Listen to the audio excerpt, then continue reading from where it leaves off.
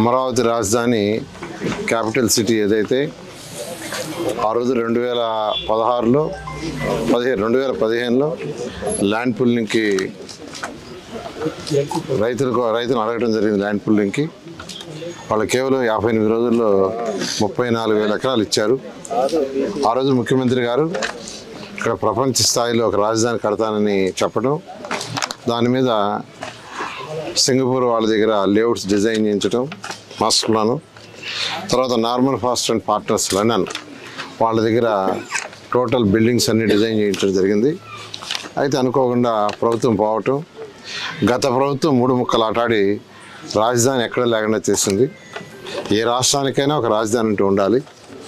మళ్ళీ ఎలక్షన్స్ ముందు మా ముఖ్యమంత్రి గారు చాలా క్లియర్గా ప్రభుత్వం రాగానే రాజధాని అమరావతిలో కడతానని చెప్పడం. అయితే ఈ 6 నెలల్లో దానికి అనేకమైన హర్డిల్స్ ఉన్నాయి.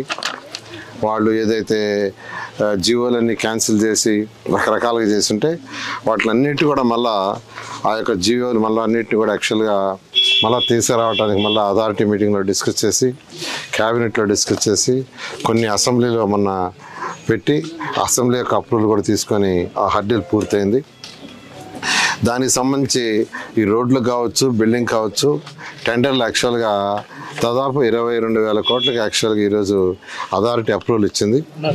మళ్ళీ రేపు సోమవారం మళ్ళీ అథారిటీ ఉంది.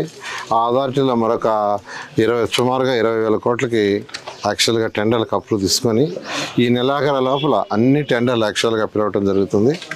అయితే ఈ నేపథ్యంలో ఇంత అమరావతి క్యాపిటల్ సిటీ 217 చదరపు కిలోమీటర్లు, ఇందులో ఈస్ట్ నుంచి వెస్ట్ దాకా, ఈస్ట్ టు వెస్ట్ మనకు 16 ఈస్ట్ నుంచి వెస్ట్ దాకా తీసుకుంటే రోడ్లు ఒక 16 రోడ్లు ఉంటాయి. నార్త్ టు సౌత్ వచ్చి 18 రోడ్లు ఉంటాయి. ఈ యొక్క రోడ్లని నేషనల్ హైవే కలపాలి. ఎందుకంటే ఇది ఒక క్యాపిటల్ సిటీ అయినప్పుడు